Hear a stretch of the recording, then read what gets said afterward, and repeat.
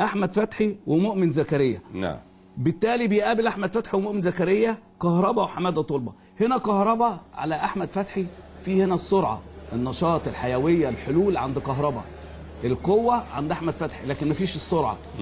طيب هتتامن ازاي دي؟ لازم يكون مؤمن زكريا بيشتغل بشكل ايجابي، يضغط على حماده طلبه، ويبقى هو حلقه وسط بين، او هو يبقى موجود بين حماده طلبه وبين كهربا، يستلم الكوره عشان يقلل من كفاءه كهربا.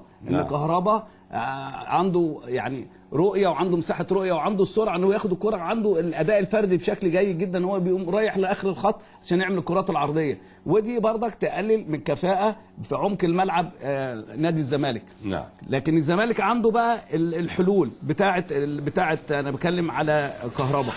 النادي الاهلي ما بيلعب في الحته دي عنده مؤمن زكريا. هل مؤمن زكريا هيلعب على الخط ويدي مساحه لحماده طلبه ان هو يتحرك للقدام، يبقى بيساند بشكل كويس لكهربا؟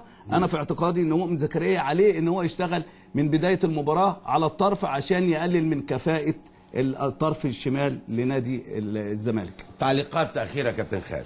اعتقد ان الفرقتين يعني خايفين من بعض، بيأمنوا.